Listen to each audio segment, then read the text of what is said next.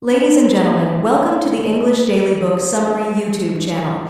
In order to not stop learning, listen to an English book summary every day for free.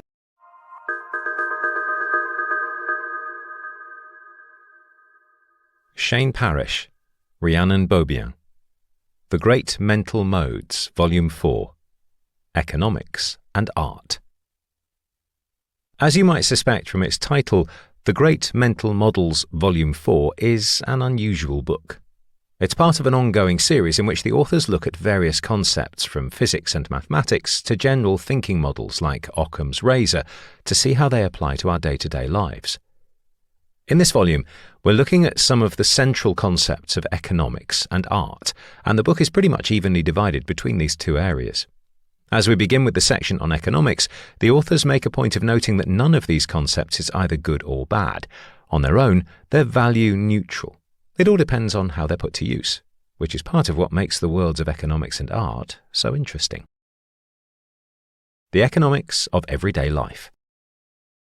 This volume of The Great Mental Models kicks off by exploring some of the foundational economic principles, ones that help us navigate resources, desires, and choices.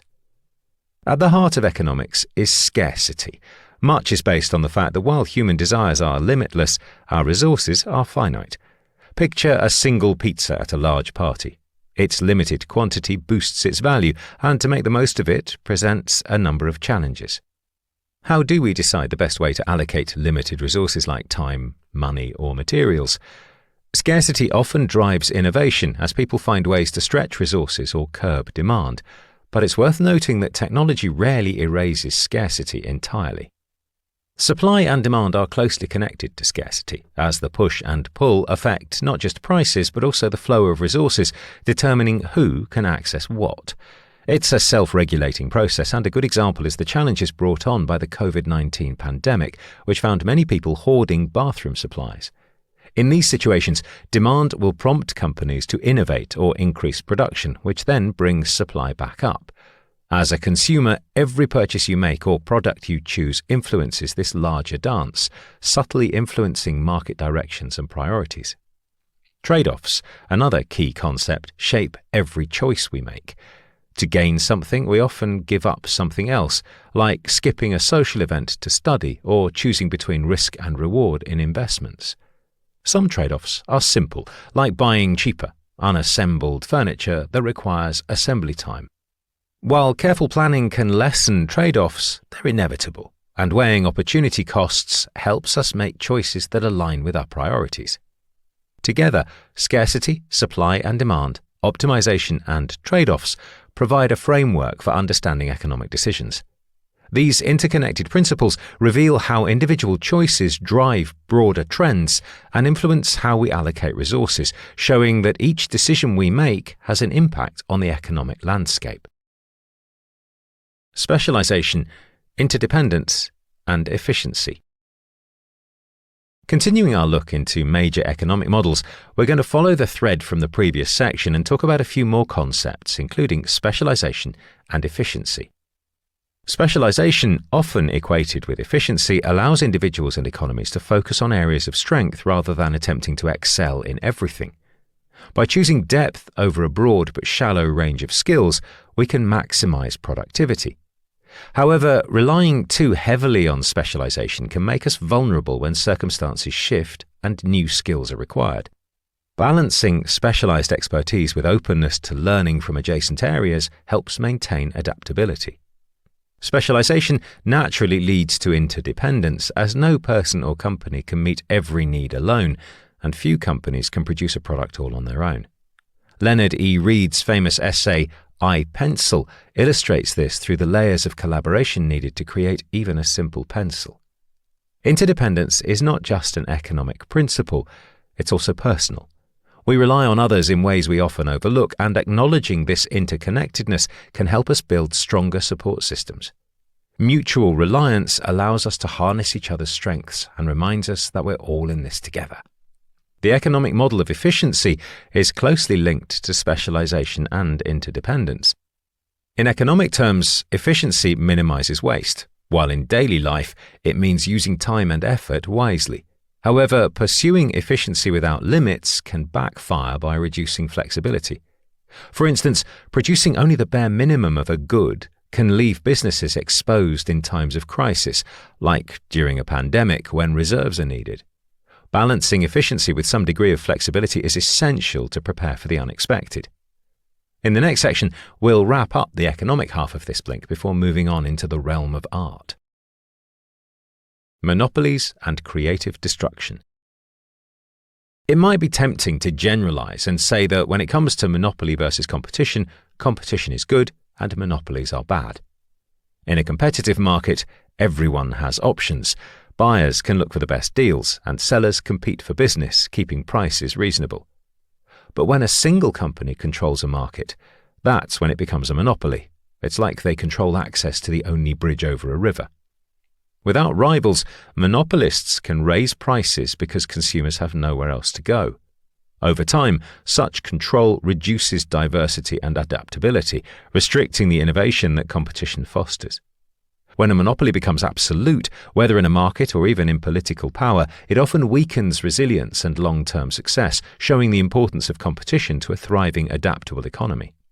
That said, some monopolies are needed, like with public utilities, where upfront investments are huge and creating infrastructure can be a decades-long process. Another concept related to capitalism is creative destruction, which was introduced by economist Joseph Schumpeter. Schumpeter believed that for new industries to emerge, older ones must eventually fall, as seen when cars replaced horse-drawn carriages or smartphones replaced basic cell phones. This cycle of change, though disruptive, can drive ongoing innovation. Letting go of the old makes room for the new. Creative destruction is not just a business principle, it's a reminder of the value of embracing change in every aspect of life. Keep in mind that our current ways of working, our technologies and traditions will inevitably be outpaced. Though change can be uncomfortable, it's essential for progress and resilience. Embracing creative destruction pushes us to rethink our methods and stay relevant. In short, all of these models offer different ways to explore the push and pull forces that shape economies. They show how human behavior, psychology, and incentives create both growth and risk. Markets are complex, emotional, and ever-changing, and understanding these dynamics will help us better navigate them in an uncertain future. Audience, genre, and contrast. In the second half of The Great Mental Models, we shift to explore core elements of art through the mental models of audience, genre, and contrast. These models reveal how art plays a role not just in creativity, but in daily interactions as well. When we consider the audience, we see that art is a two-way relationship. The audience isn't just a passive observer, it's a union of personalities between creator and viewer. Artists consider their audience as they shape their work, while audience responses, feedback, and habits influence future creations, making the audience a crucial part of the creative process. Recognizing the role of the audience reminds us that we're often performing, even if subtly, for at least one other person. This awareness can refine our own communication, making it more intentional and significant. Genre, another key mental model, serves as a way to organize ideas and set expectations. Genres provide structure and a contract between creator and audience. Horror promises suspense, mystery offers clues, and romance assures a love story. However, genres evolve, mirroring cultural shifts. Adhering too strictly to genre boundaries can stifle creativity, while experimenting with or challenging genre norms allows artists to redefine their art forms and prompt audiences to reconsider expectations. Contrast is a model essential for grabbing attention and making ideas stand out. Contrast involves placing opposites together, like calm before chaos or quiet after loud, to create focus and engagement. In visual art, contrast is light against dark. In music, it's a shift from soft to loud. By highlighting differences, contrast draws attention and brings depth to our understanding. Beyond art, contrast shapes our experiences, helping us appreciate warm, sunny days more because of the cold, grey ones. Ultimately, these models of audience, genre, and contrast offer practical insights that extend beyond art itself. Whether you're aiming to be creative or just trying to communicate more effectively, these frameworks allow us to see and engage with the world in sharper, more intentional ways. The art of storytelling. In this section, we'll get into some of the mental models that have to do with storytelling and show how these concepts of art can have a major impact on our daily lives. Framing is an important mental model because when we take a step back, we can see that everything comes to us framed in one way or another. Just as with a camera lens, the frame dictates what is included and what is left out. This applies to everything we encounter, from news to history to conversations. Framing affects our interpretation and can even steer public opinion. In life, we're continually interpreting framed information, often unconsciously. Often, time can expand a frame by providing new information that was withheld or unknown at first. So it never hurts to ask yourself, what's missing from any given frame? With this approach, we can gain a more complete perspective. After all, in art, every choice means something. This is why representation is a key concept. Representation helps us look beyond appearances and dive into purpose. Representation isn't about creating a perfect likeness. It's about creating something with meaning. Indeed, every choice being made tells us about the culture and beliefs of the time it was created. As with most mental models, representation isn't fixed. It changes over time as cultural values shift. Look at the game of chess. What does the queen represent? If you look back over the history of the game, the queen evolved from being one of the weaker pieces on the board to the most powerful one, reflecting the rising influence of female rulers in the world. Then again, representation isn't always positive. When we highlight certain aspects, we often obscure others in the process, which can lead to propaganda and other works that distort reality for nefarious purposes. This is where narrative or plot comes in. Plot gives order to events. It makes sense of cause and effect. This happened because that happened, and so on. A good plot has a good structure. It guides readers through a series of stages using exposition, rising action, climax, falling action, and resolution. Plot gives us a meaningful sequence of events rather than a random series of things happening. Looking at the mental model of a plot, we can see it as a very human thing. We like things to make sense, but this can lead to biases, like mistaking random occurrences for causally linked events. This is why plot is a mental model, because life doesn't always unfold in a perfect sequence. So while being aware of the power of a strong narrative can help us find meaning and direction, it can also help us to avoid the trap of assuming false connections. Plot is appealing because we often like to see ourselves as characters, which is the next mental model. Characters drive stories, but they also give us someone to connect with. What's more, they provide different perspectives and emotions, allowing us to step into different lives. Compelling characters, be they in film, literature, or in our understanding of history, are dynamic and complex, with motivations, flaws, and room for growth. Great characters don't go through the motions, they evolve through conflicts and choices. They both shape events and are shaped by them. And yet, some of the characters we're most drawn to might be purely based in representation. Consider Barbie.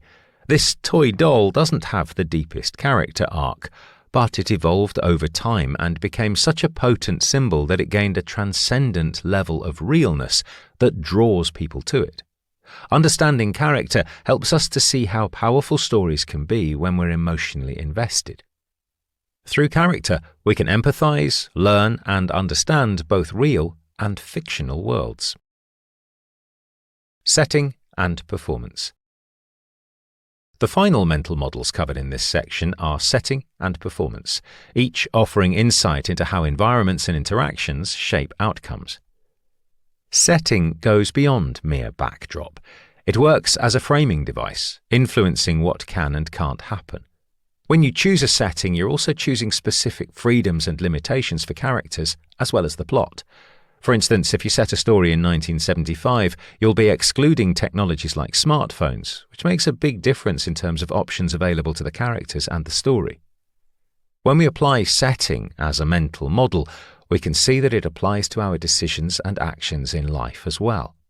Since settings define our constraints and influence our choices, it stands to reason if we want to change our behavior or achieve different results, there's a good chance we need to change our environment too.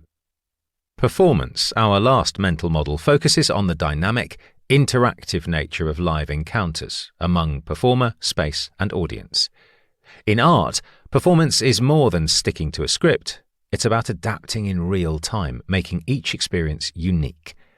Cultures worldwide hold diverse performance traditions, from Japanese no drama to Western theatre. But in all cases, the emphasis is on presence, adaptability, and connection rather than perfection. Each performance is shaped by the interaction among the performer, the audience, and the surrounding space. Applying the model of performance to life reminds us of the importance of preparation and improvisation and of the awareness of our impact. Like live theatre responding to audience cues, our actions shift in response to feedback from our surroundings and the people we interact with. Performance, as a mental model, teaches us to read our environment, adapt when necessary, and continuously improve. It underscores the value of understanding others' responses and modifying our actions to create better outcomes. Together, these mental models of setting and performance illuminate how both our environments and our interactions shape the narrative of our lives. By using all of the models presented in this blink thoughtfully, we can navigate complex situations with more awareness, adjusting our approach to transform outcomes. In this blink to the Great Mental Models, Volume 4, by Shane Parrish and Rhiannon Beaubien, you've learned that there's great value in understanding the underlying principles of economics and art that shape our decisions. Economic systems, whether they are markets or organizational structures, are governed by incentives, scarcity, trade-offs, and a great deal of interconnectedness. By grasping these concepts, we can make better choices in both our personal and professional lives. We can think beyond immediate consequences and consider the long-term impact of their decisions. Economics isn't just about money, it's a way of understanding trade-offs in everything we do, from how we spend our time to how we prioritize goals. Likewise, art isn't just a collection of aesthetic creations, but a dynamic process that can be applied in various fields to solve problems, tell stories, and evoke emotions. When we understand the importance of setting, framing, representation, and plot, we get a better understanding of the power of storytelling. Art is a powerful model that allows us to influence, persuade, and communicate effectively. By recognizing the interplay among creator, audience, and environment, we can better understand how art reflects and shapes reality, helping us adapt and innovate in our own lives and work. Okay, that's it for this blink. We hope you enjoyed it. If you can, please take the time to leave us a rating. We always appreciate your feedback. And we'll see you in the next blink.